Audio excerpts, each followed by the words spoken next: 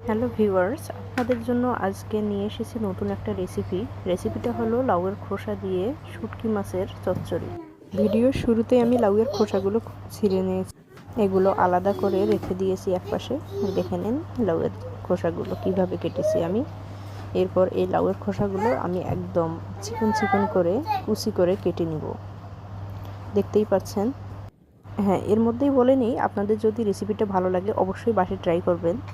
এরপর আমি 3টা মাঝারি সাইজের আলু নিয়েছি, আলুগুলো কুচি করে নিব। এখানে কিছু শুটকি আমি ধুয়ে রেখেছি, মরিচ, রসুন, পেঁয়াজ কেটে নিয়েছি পরিমাণ মতো।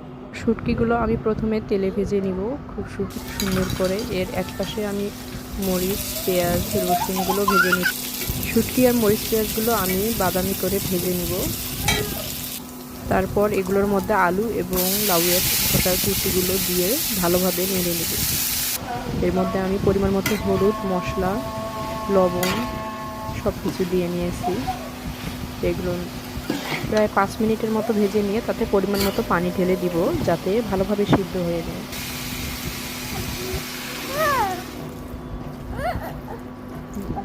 প্রায় 10 মিনিটের মতো রেখে দিব এভাবে।